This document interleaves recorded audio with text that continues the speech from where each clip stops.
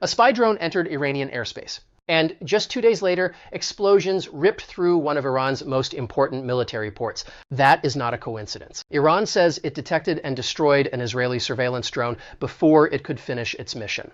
But here's the part nobody can ignore. Even after the drone was taken down, the operation still moved forward, which means the drone may have failed. But the mission didn't, and that changes everything. Stay with me until the end, because this entire sequence reveals something much bigger happening behind the scenes in the Persian Gulf. First, let's talk about the drone itself. According to Iranian officials, the aircraft that was intercepted was an orbiter reconnaissance drone, an Israeli-made UAV developed for military intelligence operations. This was not some off-the-shelf commercial drone.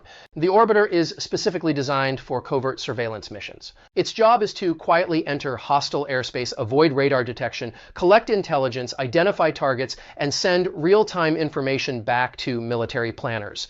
It flies low, it stays quiet, and it is built to see everything without being seen. But despite that, Iran's southern air defense systems reportedly detected it and shot it down. Iranian authorities say the drone entered operational airspace near the Persian Gulf before being intercepted by a specialized defense unit. Pieces of the wreckage were later recovered near the Hormuzgan coastline. And Iran's message afterward was crystal clear. Any foreign surveillance aircraft entering Iranian airspace, especially around the Persian Gulf, will be destroyed. But here's where the story takes a serious turn. Only 48 hours after the drone was brought down, explosions were reported in Bandar Abbas. And when you line up the timeline, the implication becomes difficult to ignore. Because military operations like this are not planned overnight. Targets need to be selected. Defenses need to be analyzed. Movement patterns need to be monitored. That drone was almost certainly part of a larger intelligence mission already in progress. In other words, the surveillance phase had likely already been completed before Iran destroyed the aircraft. Iran stopped the drone, but it didn't stop what came next. Soon after, multiple explosions were reported across Bandar Abbas and nearby coastal regions near the Strait of Hormuz. Then came confirmation from the United States military. U.S. forces acknowledged carrying out strikes in southern Iran, claiming they targeted vessels allegedly preparing to deploy naval mines, along with missile launch infrastructure. Washington described the attacks as defensive action, but the timing raised immediate questions. Because just 2 days earlier, Iran had proudly announced the interception of a foreign spy drone in the exact same region. And now that same region had suddenly become an active military strike zone. That sequence matters. Reconnaissance drones exist for one purpose: to gather battlefield intelligence before an operation begins. They identify radar coverage, track military assets, map defensive positions, and provide targeting data for future strikes. That is exactly what appears to have happened here. And when Israeli officials were asked directly about the drone incident, the response was extremely careful. They simply said, "We are not familiar with this incident." Notice what they did not say. They did not deny it. And militaries usually know exactly where their surveillance assets are operating. Now let's talk about why Bandar Abbas matters so much. This is not just another Iranian city.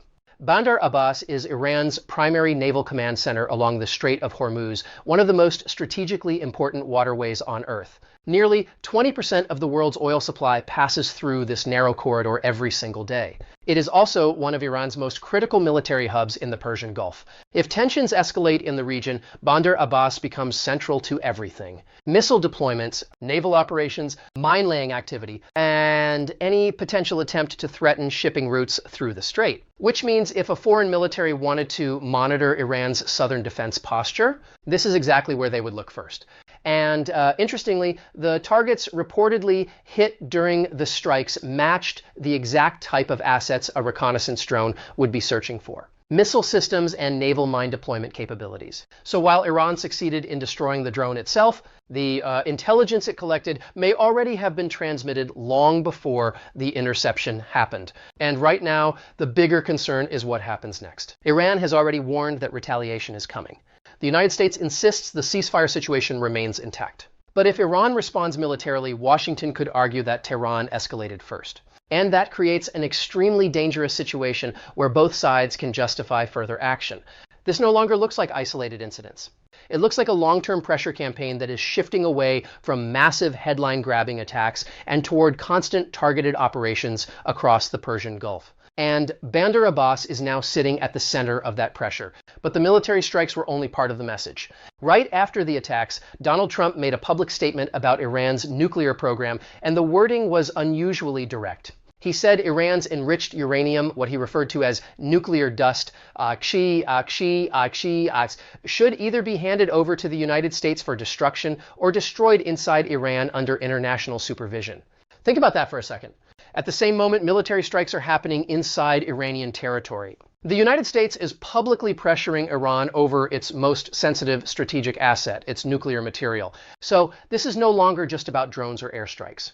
This is military pressure, political pressure, and nuclear pressure, all happening at the same time. Iran managed to shoot down the drone, but it could not stop the operation that followed.